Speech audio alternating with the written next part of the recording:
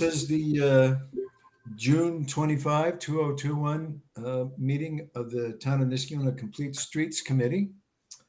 We'll start with our roll call. And, Tess Healy is here. Hello, Tess. Hello, everyone. Good to see you. Paulina Menzo is here. Hi, Paulina. How are you? Carla Dougal is here. Hi, Carla. How are you? Hi. I'm here. David has sent us an email, David Hogenkamp, that he might not be able to join today. Dart Strayer is here. Hello, Dart. How are you? Good. How about you? Good. Thank you. Jim Levy on the way or not just yet? I checked, but it is the last day of school, so I don't know if that's causing problems for him. Okay. Elise Corbin. Hello. Hello. How are you today? I'm good. How are you? Good. And Jean Fody, we're happy to have you here. Laura Robertson and our town planner. Is Clark going to join us today? Laura, do you know? No, Clark is off today. Clark is off today. Okay. And, either Linda Schicchetti or Pete Ripsticker? Nope. Just me and Jean today. Okay, good. Okay. I don't think we have any minutes to review. It's a lot of work doing those, but why don't we start with old business, the Complete Streets Survey results. And it has Jim Levy next to it, but really people have worked on the answers to the questions where taken the narratives that have accompanied many of the responses that people provided to us, and we've listed those out on Excel. They were listed in the survey questionnaire, and a lot of folks on the committee have taken one of the questions and have kind of moved those replies over into some more general categories. And I think those categories could either be included in the body of the report or an appendix, probably in the body where we would present the question that was asked. And then we need to do a little writing, maybe a paragraph or two or more if needed, that kind of summarizes what we learned from that question. And like asking folks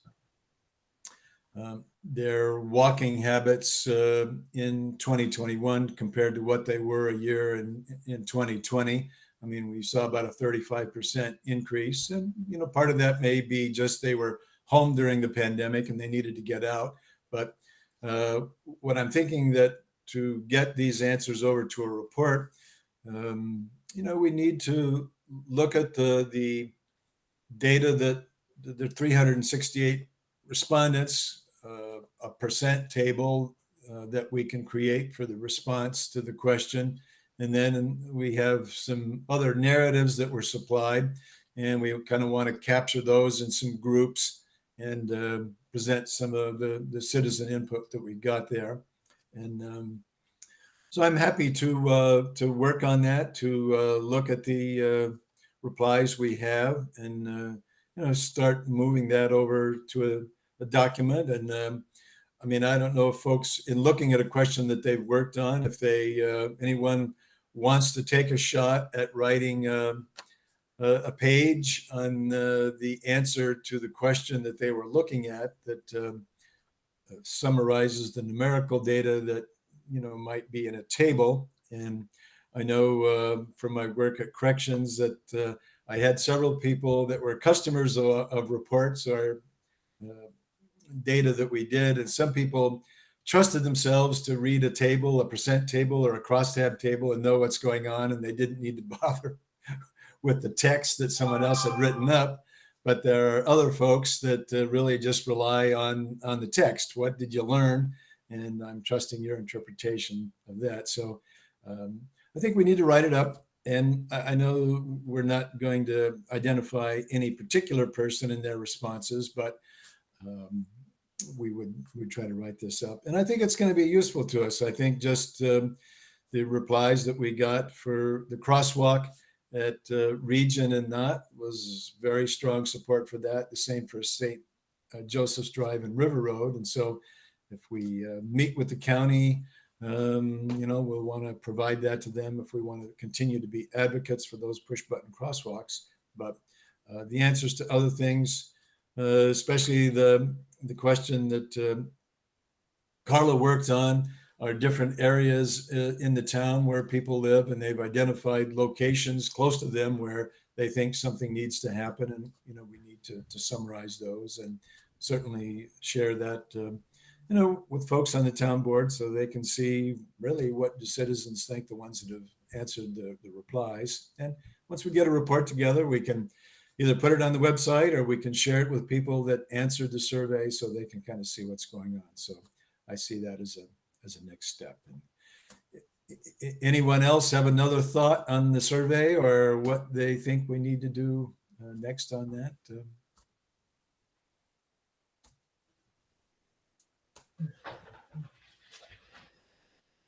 My wife advises me to count to 10 before I open my yap up again in case somebody actually has something pithy to contribute to the meeting instead of the usual Bill wandering about. Okay. Well, I do want to thank everyone for working on the question. And I've done a lot of writing reports in the past, so I don't mind trying my hand at writing half a page or a page on the stuff that people have submitted, and we'll make some progress to getting a report together on that. Secondly, the Wyoming Avenue demonstration project. We have gotten input certainly from the residents on Wyoming, and before I go any further, Paulina or anyone else want to offer a thought on the Wyoming Avenue demonstration project and where you think we might go? I mean, I kind of have some suggestions. One, which would be our committee could recommend that the town evaluate converting the yield sign there to a stop sign.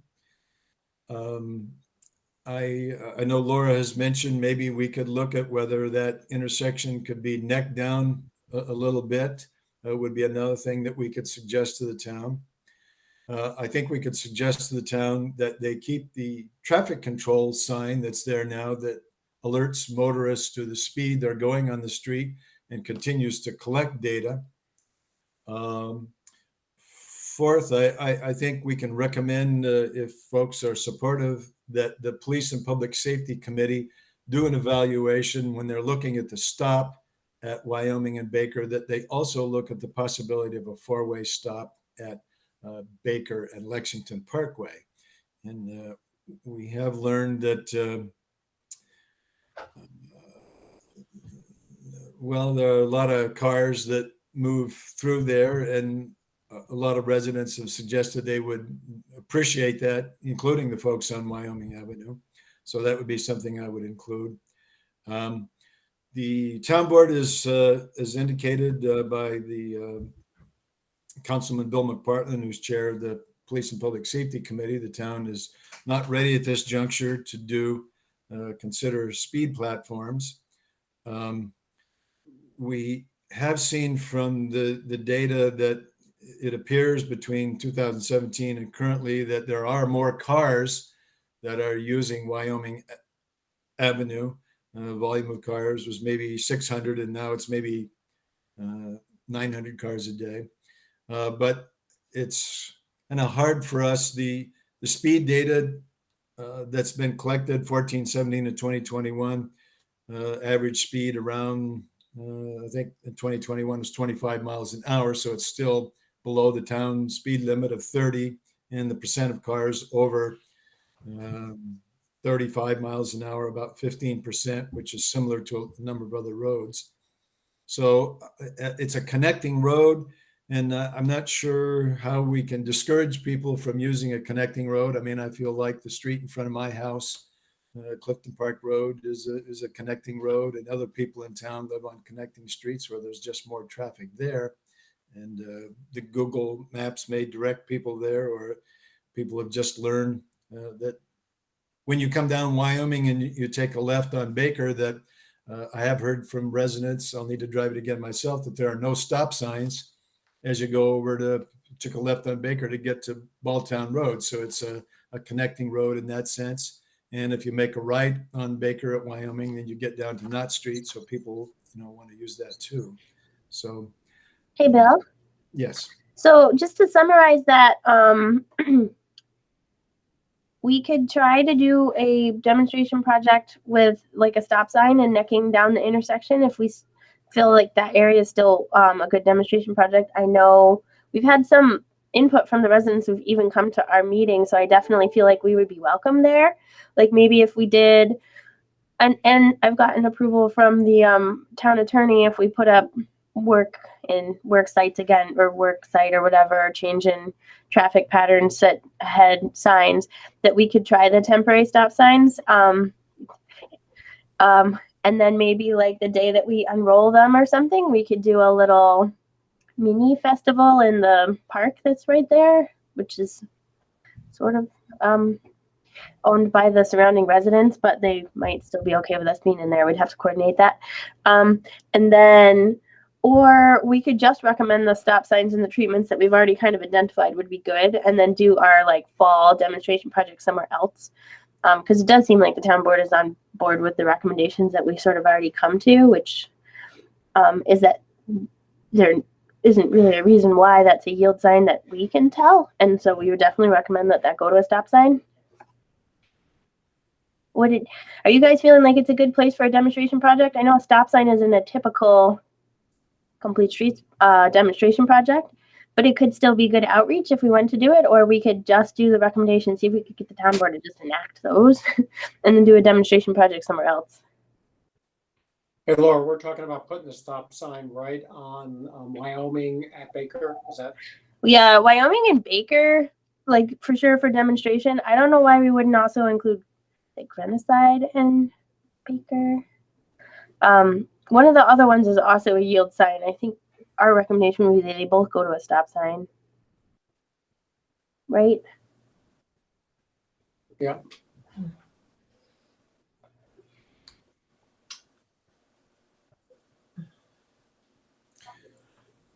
Now that's not a four-way stop. Is that going to raise issues at all, or? It's a T, and the stop signs wouldn't be on Baker. The stop sign would be on the end of Wyoming, right? Okay, so that would be permissible, right? Yeah. Yeah. It's just right now it's a yield on Wyoming, and so people like whip around that corner and they almost hit babies and carriages, and it just sort of encourages cars, I think, to go a little too fast through that intersection, and it's residential, and every other intersection all around it is controlled by a stop sign, and it's wide. So one of the things we had said is if you neck down that asphalt a little bit, that also narrows the amount of time that people have to cross that intersection. So hopefully that helps with safety, which is a complete streets treatment.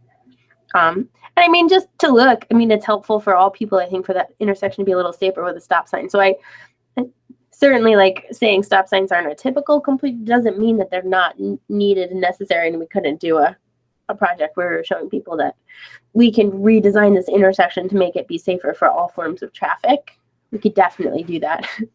Did you say that there was a second yield sign? And if so, where is that one? I think it's Grenaside. Carla and Paulina, I feel like you've walked over there more than I have, right? Is it Grenaside? I mean, I can probably find it. Hold on. I don't remember a second yield sign there. Oh, really? Yeah.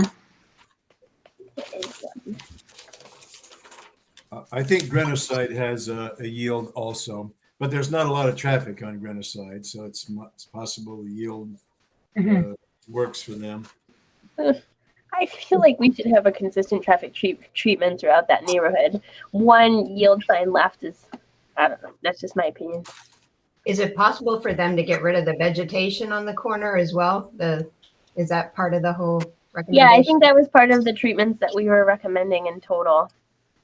Would be, yeah, Grenicide in Wyoming to stop, maybe neck down Wyoming, because Grenicide also doesn't have such a wide pavement neck. Grenicide's neck seems to be a lot better. And then if we're necking down the Wyoming Ave pavement a little bit, yeah, definitely addressing all the vegetation in that area to make it safer too. Do folks feel like that's enough for a demonstration project? I mean, do people have another idea that's percolating out there that they would want to do later in the summer or fall as a demonstration project? And we could. So as part of the demonstration, if it was on Wyoming, would we put like Bill's tires there to get more narrow at the end? Yeah, we could. We did. And I love Bill's tires. They didn't get a good reception on Regent, so I don't know. Well, we can definitely use those tires. They won't be wasted. Like if we do bike rodeos and stuff, we can definitely use the tires. But I can tell you the police didn't like the tires because they said in their experience, people have like thrown stuff inside the tires so that when cars hit them, they get damaged. Oh. And so their preference was if we're actually putting stuff on the road that we only use the cones. And we have plenty of good cones there. So we could also do it with cones and little planters or whatever we want to do. And I don't even think of these things because, like, I don't think of vandalism and I don't think of graffiti showing up and things that, you know, we make. But apparently people, sure, is an attractive nuisance, which I would not have expected. But we can definitely use those beautiful tires on our bike rodeos and stuff when we're making little places for people to bike and stuff. They're still going to be really useful. I also wanted to ask if we did do something in the park. I mean, would the folks on Wyoming Avenue say, listen, we need speed platforms and we needed you to be an advocate for those? Not that we didn't, but so Bill, what are you going to do about the traffic? It would be, we could take right? Like we don't have a crystal ball and we don't know what people are going to say. Yeah. So if we do a project out there and they're all like stop signs aren't enough, we need speed platforms, that's great. We didn't really hear that from them. I think we heard that they do want attention on their intersection, and we looked at a bunch of treatments. So, I mean, I'm personally comfortable doing I know we're all pretty busy and bandwidth right now is pretty low. So I think it's okay to do a mini event on Wyoming for our outreach this year. I'm okay with that. And we think we've done a lot of research and we've got a lot of backup to what we're doing there. But, you know, if you guys are like, yeah, we've done all the research, we know what we want to do there, let's just have the town board do it. And then we can do a demonstration somewhere else I think either way is completely fine. Yeah, as a matter of fact, we could always do two if we have another idea for in the fall. There's nothing that can stop us from. No, I can't do two. You can't do two. Nope. I just think the town's already in support of that. We already know what we want to do. Let's just make the recommendation and just have the town do it rather than do a demo and prolong the actual implementation of the changes. Let's just make the recommendation and let the town do it, and let's plan for a fall demo. Do you know when the crosswalk for Regent Street is going to go in, or is that a done deal or? Not a done deal. Nope. Still working on that.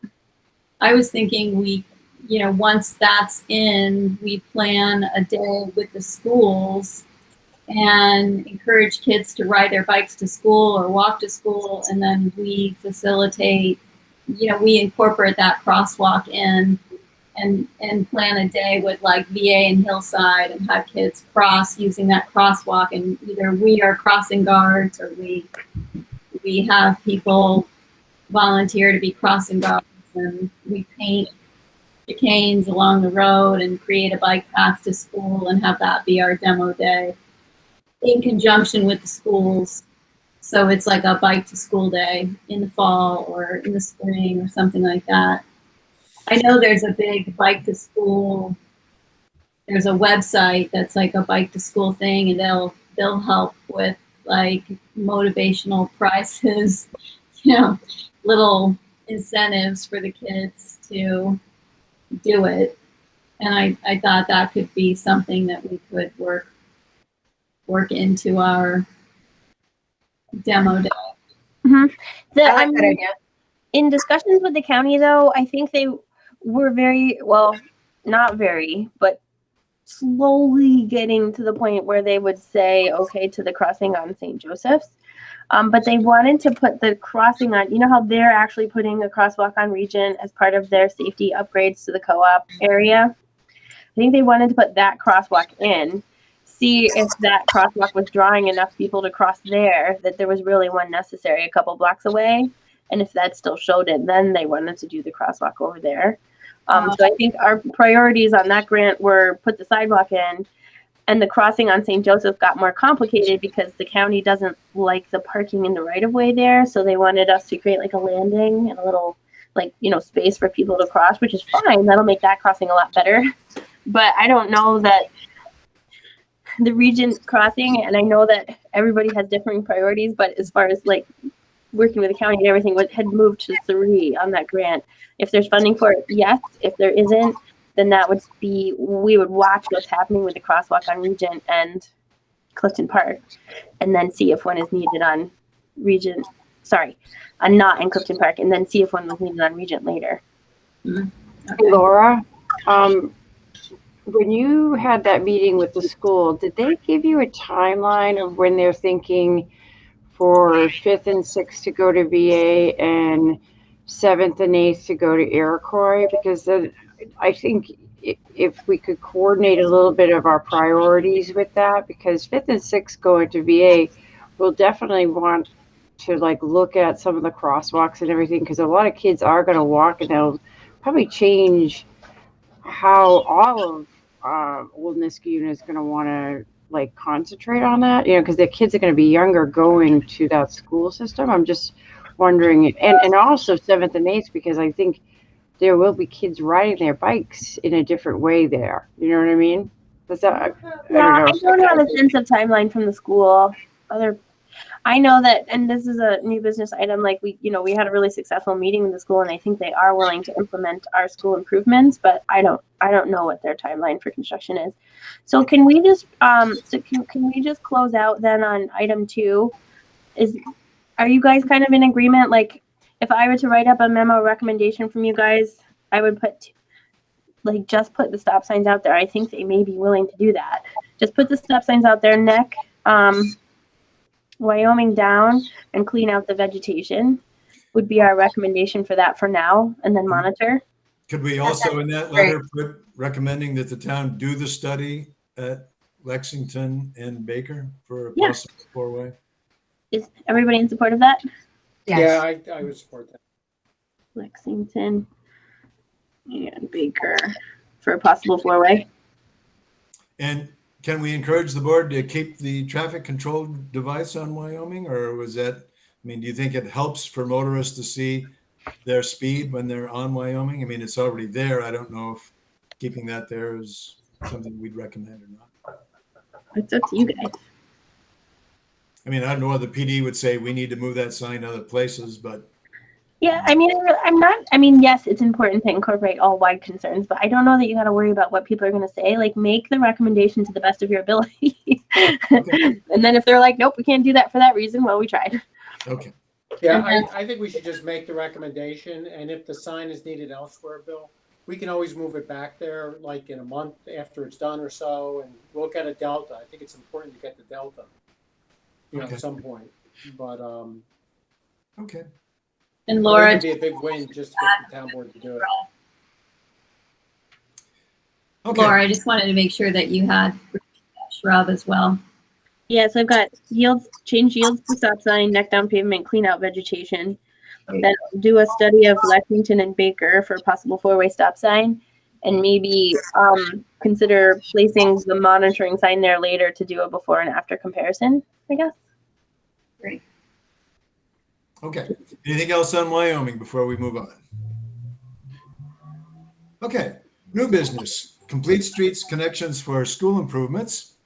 And I will just start the discussion off on that by saying that Superintendent Tangora did contact the town supervisor, had gotten our priority letter for the school district, and we have talked about Craig's School.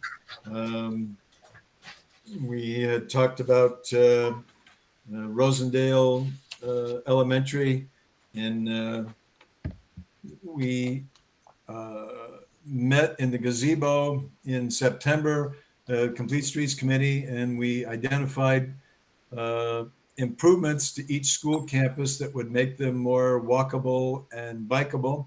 And we wrote those up and submitted that to the architects for the school district. And at the meeting, we kind of walked through those quickly. Superintendent Tangora said, your suggestions seem to have merit, and we think you really just need to meet with our architects so that when we start looking at redoing the parking lots and the asphalt pathways, that we can incorporate the suggestions that you've given. So I think they were very favorably disposed to doing that. And, like at the high school, they're going to have new asphalt paths that will run along the football field going over to the high school. And we suggested that there's a stub that comes in off of Garden Drive, that they make sure that stub comes over and hooks to the path that will run in front of the football field, so that someone that's over on Baker or Garden could actually walk to the high school or ride their bike there. And similarly for people on Orchard Park Drive, if they say bike down even from Rexford, that they'd come down Orchard Park, they could cut across on the Steve Evans walkway, that would be an asphalt pathway. And that when they got to the school campus, there'd be an asphalt path that would take them over to a bike rack in front of the high school where they could tie up their bike and get in. And each of the other campuses, we made some suggestions on those. And so I think they were, hey, pass these along to our architects. We'd like them to be, and I'd say from our perspective, we would want those to be in the final design plan. So when they do any bid work for modifications to the parking lot or asphalt pathways on each school campus, that our recommendations are in those plans already. And so they'll just do them. And we also heard from Superintendent Tangora, who said, gee, the idea of a crosswalk in front of Craig School on Balltown Road is too scary. You have kids that are kindergarten to fifth grade or kindergarten to fourth grade with a average speed of 40 miles an hour, whatever it is on Balltown Road. We don't want kids trying to go across a crosswalk there. But he did say, as a first step, we'd be open to working with the town to get a 20-mile-an-hour school zone on Craig School, on Balltown Road in front of Craig School. And so we agreed that the town and the school district would work together on doing that. And subsequent to that, I've also heard that there may be some interest by members of the town board to ask the county for a school zone on Rosendale Road that would be on front of Rosendale Elementary and Iroquois Middle School, so that you'd get traffic there reduced to 20 miles an hour. And so Balltown Road, Rosendale, if you really do get 20 miles an hour, then at some point in the future, we might be able to look at some crosswalks there. I would also mention that the principal of Hillside Elementary was nodding her head, liked the idea very much of a sidewalk on Plum Street between VA and the sidewalk in front of Hillside Elementary, and also a sidewalk on Cornelius that would run from Ray Street down to Hillside Elementary. The principals at both Rosendale and Iroquois also liked the idea, if you had a side path on Rosendale Road, they agreed that if you're going to encourage people to walk or bike to Iroquois Middle School, where all 7th and 8th graders will eventually be going, that you need to have the infrastructure in place. And so we talked about kind of a 3-step process for Iroquois and Rosendale, that the school district has got to do some work on their asphalt pathways that would connect Rosendale to Iroquois. I mean, there's kind of a crude path there now. It's got some low spots where it's got water, but that would be part of the design plan. They also like the idea. I'm sorry, but I feel like most I'm sorry, but I feel like most people in the and the committee know what we've been recommending Okay. to the school. Yeah. Okay. So the next step, which I think Laurel mentioned, that Cosmo said, well, we'd like to meet with Complete Streets Committee. And I think Cosmo said, I'd like to get together with the architects and maybe ask Jim Levy and Paulina Manzo if they'd be representatives from our committee to sit down with the architects with the school district. And that would be the next step. Thank you. Yeah. So I felt very encouraged. I thought the meeting was awesome. Supervisor attended. They seemed very willing to take most of what we had in our letter to heart. So we'll have a second meeting with them. We're meeting with their architects to get those things incorporated into the design plans, which is really what we wanted all along. And so after that meeting, we'll be able to give you a summary of how it goes. And I would just add a couple more things that I saw as encouraging that the county and Glenville are doing that were in the memos. County is working on Applause Avenue. They've got Safe Routes to School money to do that. And the town of Glenville is working with the town of Clifton Park. One of our things was a sidewalk on South Third Road that would go up to Glen Cliff Elementary.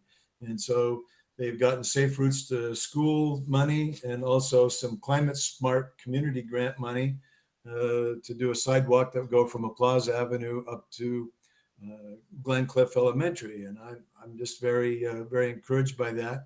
To me, it's a indication of county being willing to put a side path on a busy county road that would serve an elementary school. To me, it's the same pattern as a side path on Rosendale Elementary that would serve both Rosendale Elementary and Iroquois Middle School. So I thought that was a good thing. And just as another footnote in that same memo, the county's getting $30 million of money from the feds. Niskuna is getting 2.4, but the county's getting 30. And so if they're forming a Complete Streets Committee, I think we in Niskuna, if we have a recommendation for a side path on Rosendale, that we finish our homework on the cost and what homes would be involved, and we sit down with the county manager to make that recommendation. So we're first in line for a project that the county Complete Streets Committee would do. And if they've got 30 million bucks, we'd like to see them spend $1 million of that on a side path on Rosendale Road. So, okay. Anything more on Complete Streets connections and school improvements? Okay. I think we covered the second. Any comment from folks? Thank you, Jim Levy, for joining us here today. Good to see you. 20 mile per hour school zone for Balltown Road in front of Craig School. Do we, as a committee, feel like that's a good recommendation too? Yeah, no. So I think the reason we wanted that on the agenda was because the school at the meeting specifically said that they'd be willing to sign on to a letter from us, so we could do a joint letter from both the town of Niskuna and the school requesting the school zone, which last time we had talked to the DOT, I think they really wanted to see that the school was on board. And so that was really encouraging that the school was on board and they're willing to sign. We just need to write the letter. And I know Paulina was helping, but she needed some information from me. So I guess I just have to dig back down into that letter and see if right between me and you, Paulina, we can get that ready. Then we can get it before the town board to sign and then send it over to the schools and get that process going. That's something that we can actually hopefully physically create, which would be awesome. May I ask, Laura, while we're asking for school zones, is the town board willing to consider asking for a school zone on Rosendale Road in front of Rosendale Elementary and Iroquois Middle School? Well, I mean, I think that it's always, good to bring up all things, but definitely the items need to be separated because we know that this one is something that we can move forward on, that we have the school's ability to sign. So we can bring them both forward, but, separately so that this one doesn't get slowed down if there's some item that we don't understand that still needs to be addressed on the other one. Okay. Board members, anybody have any further thought on the recommendation of a 20 mile per hour school zone on Balltown Road in front of Craig Elementary? We're all agreed that's a good idea. Absolutely. I'm very grateful for Laura and Paulina to be working on that and moving it forward. Absolutely. Paulina, if you don't mind, maybe we could set up a time like Tuesday or Wednesday of next week where we just sit down together and kind of hammer it out. Because if I don't do that, I probably won't. Would that work for you? If you have a previous proposal that you could send to me, I can. That's because I already started the research on it, and I just needed an outline to follow. Okay, yeah. Let me see if I can find that. I knew there was something you needed from me. Okay. We're ready to move on to Crescent Road and Clifton Park Road. Any update, Laura, on that? No, and that one's on me. I need to summarize the comments from the residents. Both you guys and the planning board are waiting for that. So I do want to do that so that we can get kind of a final plan for that area that we can implement, as these grants come down from the federal government and stuff like that. So I just want to keep that one on the agenda. I don't actually have any updates, but I don't want to get rid of it until it's done. So. Okay. You did share the plans for Via Del Mar and a couple options for Crescent and Clifton Park Road. So, I guess if people on the committee have read that and they have a thought, certainly welcome to send an email to you on their reaction to those. So if you haven't looked over that before, you can certainly. So what I want to do with that one is we publicly broadcast those plans and then got a fair amount of feedback. And so I wanted to summarize the feedback in a little table that's very digestible for everyone to understand, synthesize what we got, and then MJ had still said they'd be willing to do a final draft based on, as much consensus as we could build. And so we could use all the public comments that we got from putting it out to the public and you guys' comments, and then do a final plan that we would be able to submit to grants and stuff like that. That's the idea there. Okay. Anybody else have a thought or any further committee input on Crescent and Clifton Park Road before we move on? Anyone? Okay. The Mohawk Hudson bike path connection to Colony. I know Jim had some information on a possible connection in Colony, getting down to the bike path that might substitute for our thoughts on asking for a bike path that would go from Troy Road down to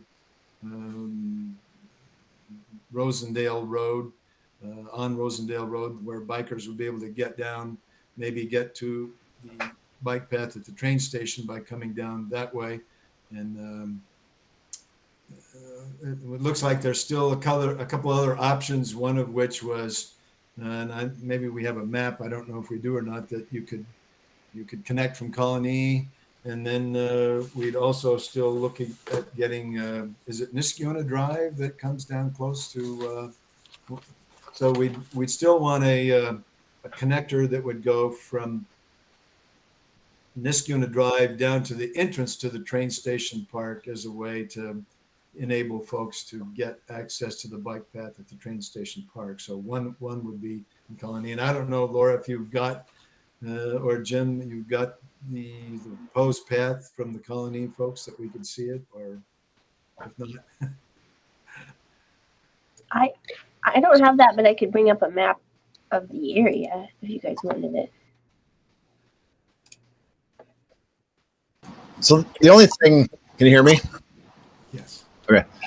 Sorry, I'm late. I had a client call. The only thing I think that I had said about that bill is that I read somewhere that I think the town of Colony was talking about putting in some type of connection behind Keeler Motor Car and then working their way down to Mohawk Riverside Landing Park, which is just down the road from where we are, and just making sure that we're aware of what they're doing and, do any coordination that's needed. I don't know the details of it. I just think I read somewhere that there was something going on, in the town, which is, like I say, it's in pretty close proximity to what we're talking about. So it's a good, addition. Do you think bikers in Niskuna would ride back east that? But I don't have any details beyond that.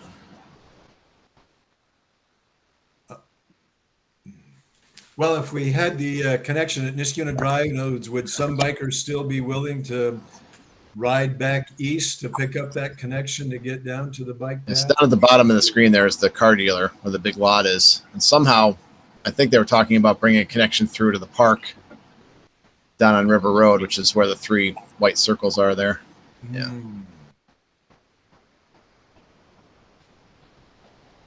Oh, Laura, you're muted. I think you're talking. There, sorry. I don't know. You must have read my mind because I was literally like, "Where's the Keeler dealer?" That's this down here. That's this big thing down here. That's it. Yes. Yeah. I wonder if you, yeah. So you could somehow they're gonna get you down to here, which gets you to here, and then that gets you Alliance, which is down here. That'd be cool too. But you still want the Douglas Road connection, right? Yeah, I would think so, because that's definitely connecting like a different population. That's probably a good half mile to a mile away. What we were saying is, and I even still think that this is a bit tough, but it's just a terrible situation, is try and get bikes to come this way and down here and over, rather than go down through this super, super tight, still going to be tough intersection.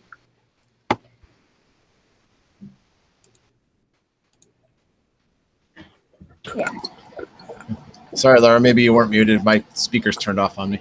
Oh, no, I was. Oh, okay. So it was both. Well, let me ask the committee. There's a possible connection close to Keeler Motors that gets down to the bike path. Then we're also asking Niskuna Road, where it ends on Rosendale, you know, a connection there that would get you down to Lions Park. That would be on Rosendale Road.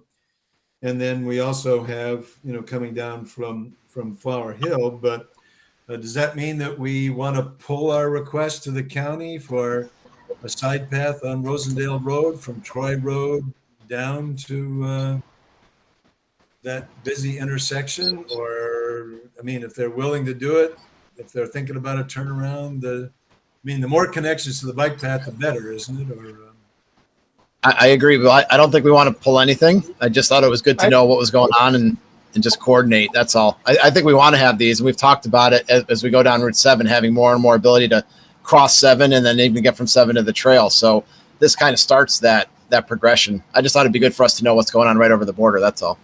okay. Yeah, I don't think we should pull it at all either. I think the more opportunities we have to get to that trail that really is a spine through the area, the better.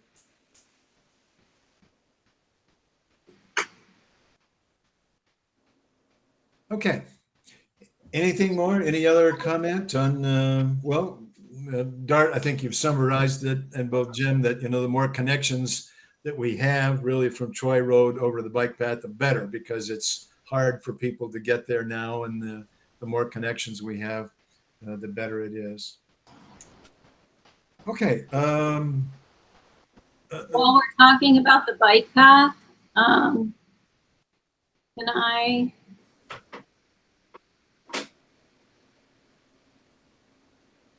share this? We can hear you, Paulina. Go ahead. Can you guys see that? Can you see my screen? It Yes. says share the Yes. trail. So this is the sign that I did for the bike path a couple years ago. I sent it to Bill, but I didn't hear back anything, so I wasn't sure what his thoughts were, but I figured I'd share it now while we were all talking about the bike path. But this was the sign that I came up with, that I wanted to go along the bike path throughout all the different towns. And I just thought I'd share it now while everybody was here. I You like guys it. can feedback separately or email it to me, or I can send it out. You guys can look at it. And then I've been working, I updated the traffic calming definitions, and that's in the cloud if anybody wants to look at that. And then I also worked on a safety brochure, and I'll send this out for everybody to look at as well. This is that idea that that we talked about after getting the survey results, and people said that we need to come up with educating the public. And I can send this out to everybody to read over. I just took information from the New York State guidelines, and these are just stock clip art, except for the bicyclists. So I'll send this out. If people have time to look it over, read it over, and give me their feedback, I'd really appreciate it. When we think about the trail, is there any other message that we'd want to convey to the public beside these 5 points that are here? Keep right, pass on the left, travel at a safe speed, don't block the trail, keep animals under control, keep the trail clean. When you say The only go other on the possible trail, message I would think is, but I think it's captured by the pictures on the top, is that the trail is a shared resource for both bikers and walkers. Sometimes I get the feeling that bikers think they own the trail, but maybe the picture on top is sufficient.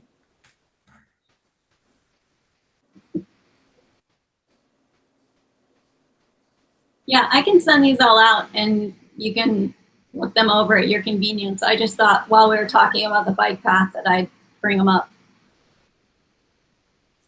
so Dart, you a final point might be walkers and bikers share the trail or something like that, or Yeah, maybe I'm trying to decide whether the pictures on top are sufficient. They may be sufficient. I like them. yeah. I Actually, think it does say walking share the trails trail right at the top. Yeah. Yeah, I think that's great, Paulina. And thank you for doing all that work. Yeah, I think it's good because it puts the points out there, but it's easy and quick to read, so someone on a bike can see it or walking it. You don't want to put too much on these signs. Right. I'm actually a consultant with the New York State Association of Metropolitan Planning Organizations, and we're actually having a somewhat significant discussion on trail etiquette right now. It's not just a problem here; it's a problem everywhere. The more and more the trails get used, and the more different types of users you have, and now we've got e-bikes and e-scooters. There's a lot more people using the trail than there have been in just the past couple of years, and trail etiquette is becoming a much bigger discussion about what's going on. So this is timely, and again, not just an issue here in this area. I also like it because it looks very similar to the signs that the highway department typically puts up. So that makes it easier for them to manufacture it and maintain it. It looked like it was a similar size and similar to what they, typically put out for regulations. It's the only question I'd have, and I don't know if you know the answer, Laura, or not. I don't. Is what types of restrictions there are on signage on the trail, since it is part of the Empire State Trail. But I know the town owns or maintains portions of it. I don't know what the rules are for that. So just making sure we know what those are, and then identifying the right locations to put them up. But I think the sign looks great. It's easy to read. It's to the point. I have a ton of contacts in the sign world too to get them produced. I can try and get a quote, but I figured we'd ask, adjacent towns and just, get a bunch made and then have them all go along the bike path so it was consistent. Yeah, I think that's cool. I don't know if there's any restrictions for it being an Empire Trail. I'll see if next time I'm at CDTC or somebody, I'll ask them. Yeah, and Paulina, actually, your thought about putting this in different municipalities is a good one, because in addition to that discussion I was having about trail etiquette, is these different rules and regulations that sometimes apply to different parts of the trail as soon as you flip from one municipality to another. And so there's another discussion going on at the same time that all the rules should be the same for a specific trail, that it shouldn't change. A lot of that's coming about now because of e-bikes. Different towns have different rules for e-bikes. Can it be on the trail? Can it be on the trail? This, that, and the other thing. But there are a lot of these discussions now about how every piece is different going through. So if we can get this in as kind of a start, it might actually help facilitate that additional discussion on making sure that the rules and regulations are the same, and that we've got a lot of this stuff kind of similar all across the board. And I think the sign installation might be an easy win, to be honest. Great. I If you think it's get contact, I can wrap it up in a PDF and start sending it out. Should we have an email address or a website address on the sign for I don't know, more regulations or more rules, or if you want to see the full set of bike etiquette rules on the bike path, should we have an address on there where you can access those? Websites get hard because like they're lengthy and they take up space on the sign. And I think that even though it's nice to have like, you know, more, like in this case, I think we're really just trying to get like main points across to people quickly. So, I mean, my suggestion is I would keep it the way it is.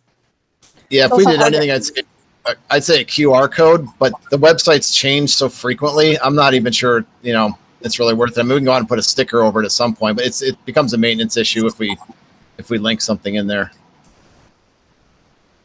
Okay. Pauline, can you send that sign to everyone on the committee so we can all take another look at it? That would be super.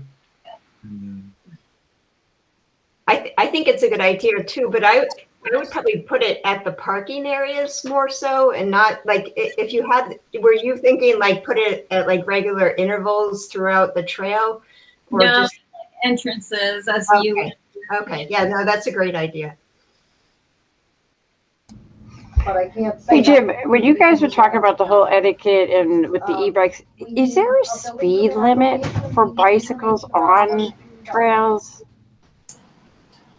It depends. Each municipality, sometimes they have a speed limit, sometimes they don't. But it's funny because everyone thinks with an e-bike, everybody's going to be racing down the trail faster than the regular bikes, and it actually has been found to be the opposite.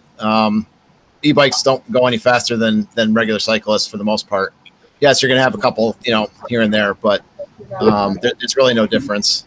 No, But I've been clipped a few times by bikes because they go so freaking fast now. I was just wondering if there was a speed limit by them. That's all I was wondering.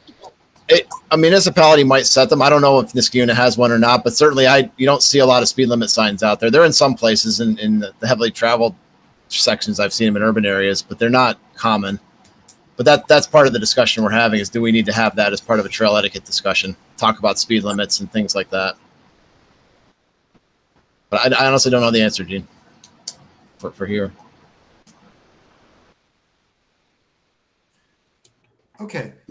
Paulina is going to send us the sign. If you have any further comments, why don't you send those to Paulina? But I think generally we like it. And there doesn't seem to be any recommendations for an additional change here today. But if, I don't know, we see the Colony or Glenville or somebody's doing something or has got another item that might have merit, we can think about it. Number 5, Plum Street sidewalk looking for grants. And again, this was part of walkability to schools. And I believe, Laura, you said there's a homeowner on either VA or on Plum that's okay with the idea of having a sidewalk that would really, it looks like would go maybe just one lot, or that would get us from VA to the bottom of the sidewalk at Hillside Elementary. And I see looking for grants. I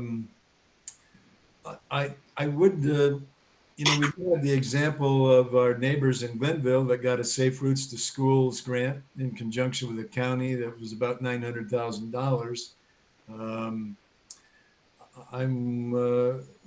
I mean, is this like looking for some tips money, some money that might be around, or should we as a committee give some thought to, hey, let's ask the Niskayuna Town grant writer, let's put together something that we would submit as a Safe Routes to Schools grant, and looking at Birchwood Lane or Cornelius, or maybe a concrete sidewalk on Story Avenue instead of asphalt, or other places that we thought we'd like to see a sidewalk, say Rankin Road from Clifton Park Road to the high school, where we'd put together a request to get some state funding to do some of the Safe Routes to School sidewalks that we've been talking about. And just wondered if folks. I feel like I've said this to you guys before, but like it's a little bit hard when the list is too long, which is like part of the reason why we did the priority list. So even though I know conceptually we can understand how to do like a lot of amazing things in town. Like right now, I think the way, like the heaviest kind of push or initiative is the Plum Street connection and the Cornelius sidewalk. So like, I mean, my recommendation, you guys, would really just be focusing on that one for now. Like, just take it on. We know we have a whole bunch more. Let's let them be for now. And we'll focus on Plum and Cornelius. I forwarded Plum and Cornelius to our grant writer. They did identify some funding that is a possibility for it. So our grant writer has it in her hands right now. Hopefully she's able to do something with it. But my suggestion to you guys is if you wanted to continue to move, continue to move that one forward. But I would say focus on, just my recommendation, focus on that one. Like just that one. It's like people stop listening if you start talking about your 7th and your 8th one. Plum and Cornelius would be a huge win. It's a great idea. There's a ton of people that walk in that area, and we know that there's residents that are willing to work with us. So my recommendation would be to just keep pushing that one forward when you're talking to anybody. Thanks, Laura. I guess I would ask on that if I had a spreadsheet that had the homes on Plum and Cornelius, who lived at what address. If there are, I'm going to try to work on Rosendale Road, but are there some folks on the committee that would be willing to walk Plum and speak to the one homeowner that would be interested, but also really to walk Cornelius and talk to those homeowners to get their reaction to the possibility of, really on both sides of the street, what their reaction would be to a sidewalk. Well, my only response to that, and I'm sorry, I'm sort of taking over the meeting, but I'm just a little worried that if we don't have the funding and we're talking to them prior to having a good plan in place, that I don't know, like, my recommendation would be like, let's see if we can really get the ball rolling. We actually know, because we've heard that the Plum Street person, like they've talked to the planning department, that they're willing to work with us on it. And like we have that contact from Cornelius, who has said that she's happy to reach out to the neighbors. So I feel like we have that contact out, and it might just confuse or cloud the situation a bit if we start walking up and down the street and telling everybody that we have great plans for the sidewalk. Like, I think that where we're at now is we really want to get funding for it, and then we can dive into what people need when it's on, when it's actually on their yard. Like, what can we do to help them and make sure that it works for everybody? Yeah, I like that timing too. And when we get to that stage, I'm happy to work in either area to do that.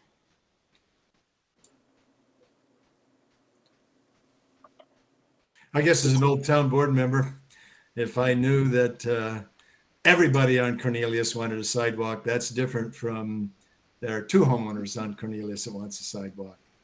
That might change my effort and my motivation to encourage the town grant writer to get some money to do that. So, and walking the street would not be so much a promise that we're going to do it, just sort of gauging interest that would you be okay if there was a sidewalk on Cornelius that would serve? Well, I feel like it's just inviting a longer period of resistance to it. It's not about whether they like it or not. There needs to be a sidewalk on Cornelius, and I'd rather just get some momentum and then push it forward.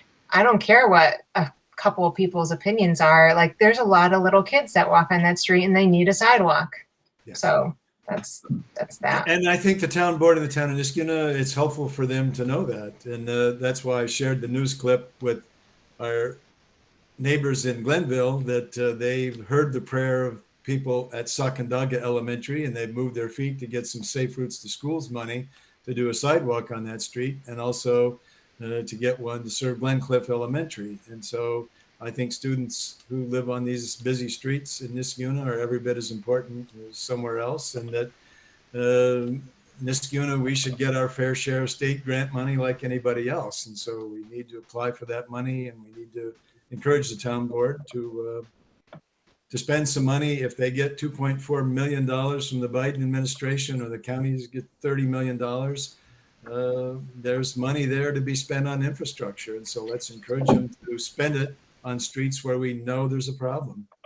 Okay, guys. So I feel like I have a couple follow-up items from this. Like, I'll put up the memo of our recommendation to the town board on Wyoming, which I can circulate, and then we can send it and see if I'll put it at the Economic Development Committee meeting in July and see, because actually in order to get stop signs, you have to amend the code. It's a very weird process in the town of Niskuna. But the other thing I could do, like per the Plum Street and the Cornelia sidewalks, is following this email, I can just, because I said that went to the grant writer, they did reach out and say, well, we sent the priority letter, is I'll just ping the town board again and say, hey, we had this discussion at Complete Streets. They're still really excited and interested in the Plum and Cornelia. Have you guys found anything on it? Just, so that we're in their minds. I think that would be good. And then, I'll let you know if I get any responses on that. Does that sound good?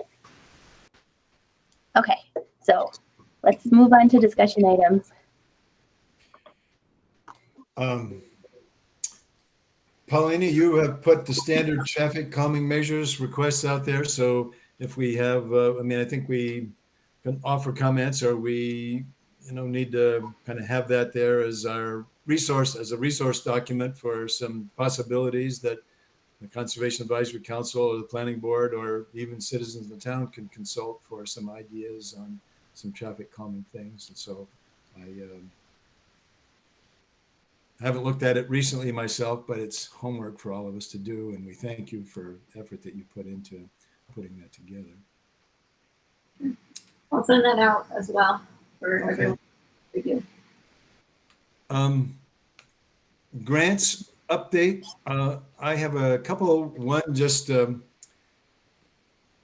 we know, Laura, when the county is going to start the co-op block project? No, I emailed him this week actually, because there's just a couple other site plan things that were happening in the area, and obviously it'd be good to coordinate if there's an ability to know when the construction was starting, and they haven't gotten back to me. Originally it was supposed to be going on right now.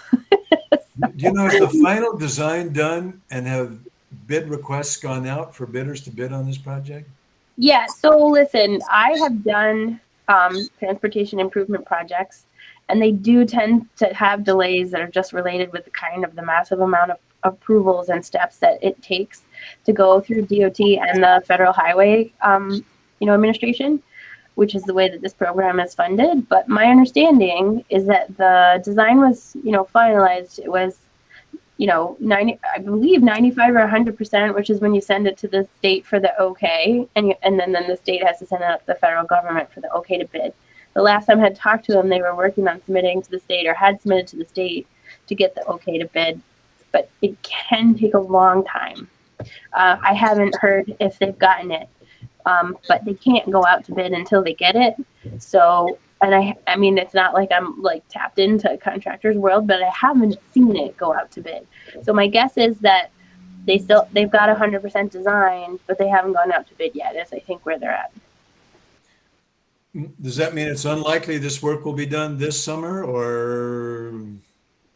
I couldn't forecast. It depends. But typically when you put something out to bid, it's got to be out for at least a month. Depending on how busy the contractors are, you might even want this one to be out a little bit longer. So, yeah, you're really pushing the timetables to late fall to even be able to start construction. And it's kind of hard to get bids then. So it's hard to say, if they, for whatever fiscal reason, they needed to try and push it through this year. It's still possible, but they may end up getting better bids and have already decided that life will be better for all if they can meet the schedule they originally had, but next year, not this year. I don't know. I wonder if it's a supply issue. Well, Yeah, that's what I was going to say. It's right now. I mean, the contractors, everything's super expensive. It's crazy expensive right now. Yeah. Also, Laura, is the sidewalk connection on Knott Street between Baker and Lexington, or Baker to the town line, is that part of the co-op block grant, or is that money funded? No, that one's different. I believe we have finalized the design for that. And the city of Schenectady still pings me every once in a while. They still seem very much on board with a joint construction project when we're ready.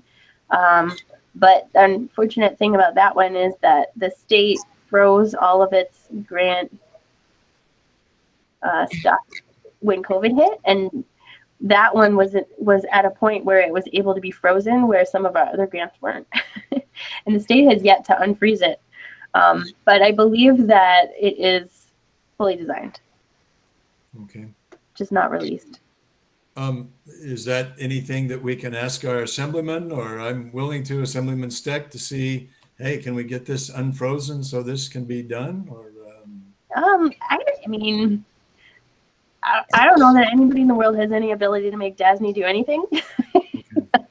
But, okay. I mean, I mean, I feel like we've had a lot of priorities. Like, it's designed and ready to go. Things take time. Okay. Anybody else have a question on grants or grant updates?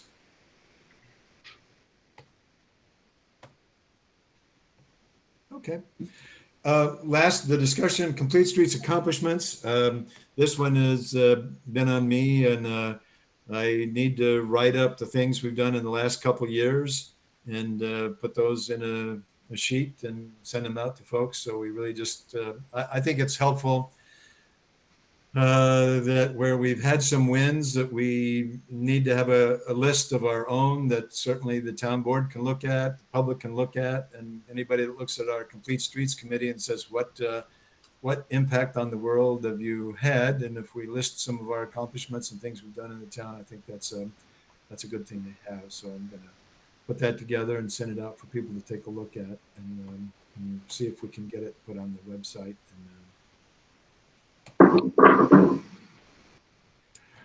Okay. Good. Thank you. Bill, you may want to work with Clark on that, because he's been updating the Architectural Review Board website, and it's really been amazing. So. Okay.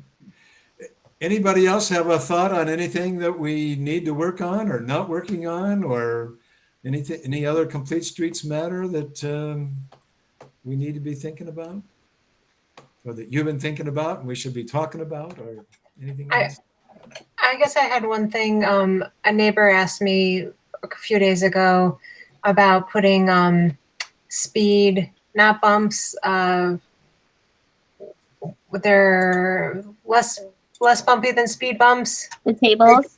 Yeah. Well, speed cushions. Oh, cushions. And she wanted them on Nicholas Street. She lives like in between Ray and then up going to Hillside School on Nicholas, which is like sort of the other end of the bracket that like Cornelius would make. And I was just researching them, and it seems like plows can go over them and they don't have to go across the whole road. And I was just curious if if the town's looked into speed cushions before. We were looking into the speed tables. And maybe this is a better solution than the speed tables, because, they can be plowed over, but they're typically rubber. And so it's not like the plows just damage them a lot. So you sort of take them out in the winter and they're, don't last that long. but I'm happy, Tess, to send you the email that I sent out to Complete Streets on the town board's response to Wyoming Avenue, which I think would apply to other streets, including Nicholas. Well, unless the speed cushions are different, like if they don't go across the whole, I don't know what speed cushions are. Okay. A cushion just has an opening in the middle for emergency vehicles to get through. So there's like a space in between the bumps. Is that right, Jim? So that emergency vehicles can get through quicker and it doesn't slow them down. At least that was my understanding. Yeah, I mean they're used pretty interchangeably, just in the way people talk. But yeah, the cushion would be the idea that the emergency vehicle can get through. The table is just solid all the way across. Well, that seems nice. I was just looking at in Quebec, what's the #1 traffic calming thing that they use, and they would have a lot of snow, obviously.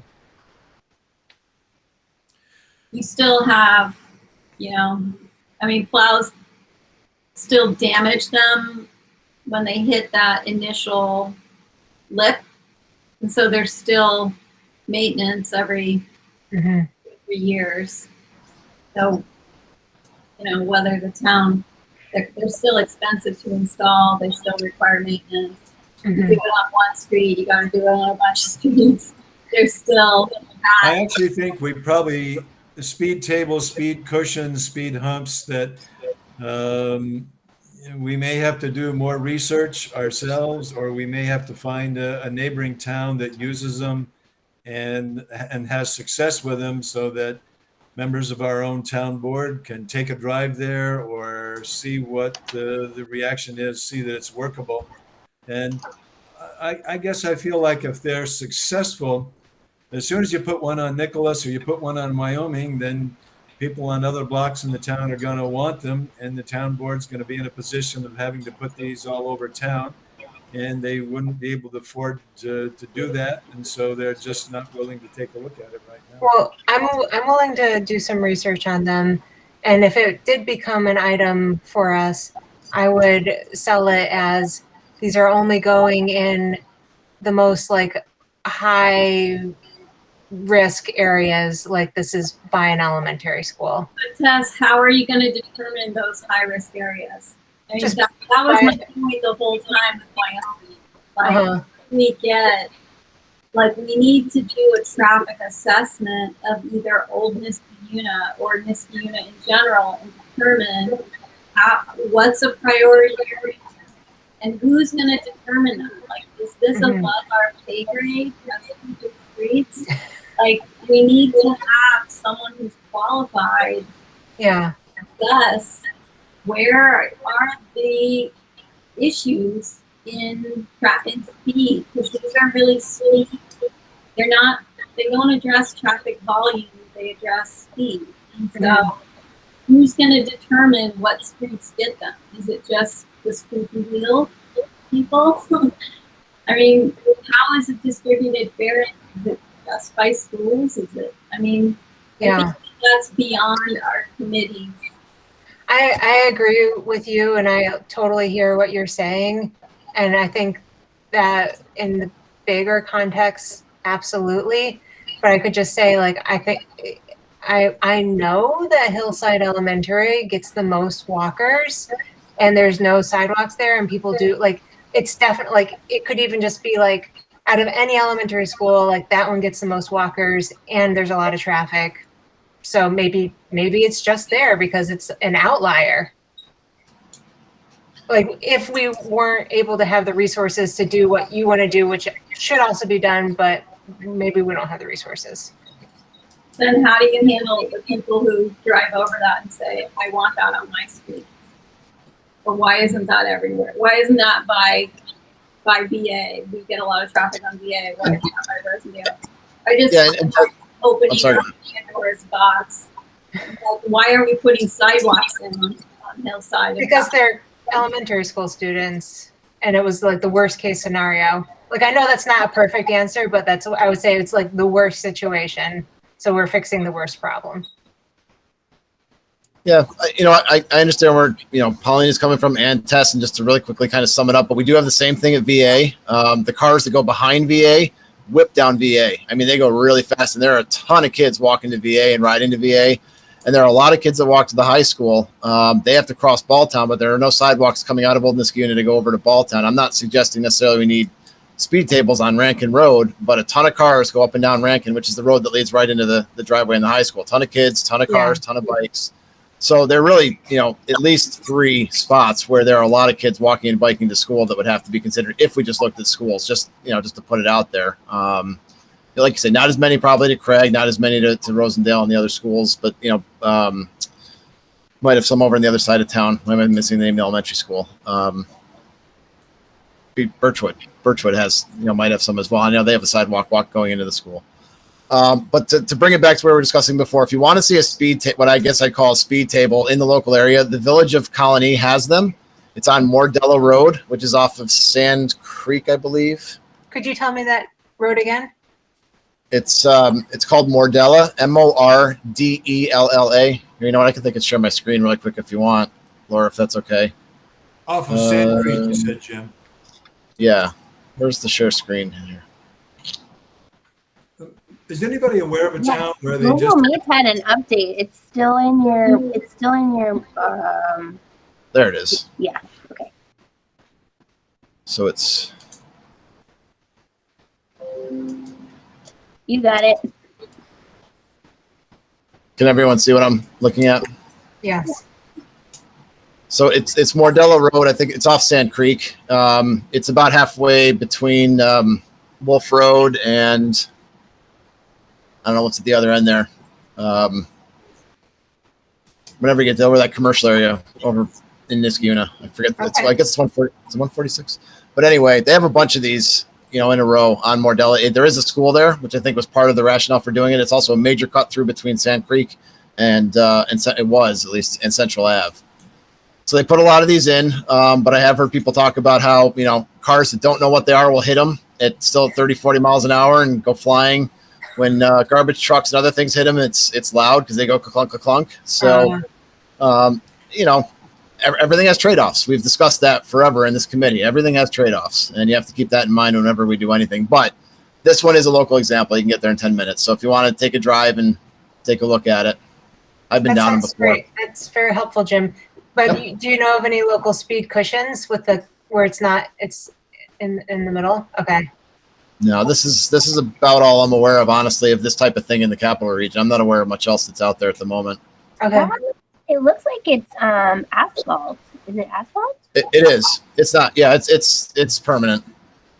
There are a couple of these outside the Schenectady JCC at the back Knowles entrance. I don't know if that counts because it's not on a road, but Yeah, the driveway, they're more of a speed bump. Yeah. There's a couple of driveways leading out from that, not just the JCC, but a couple of other.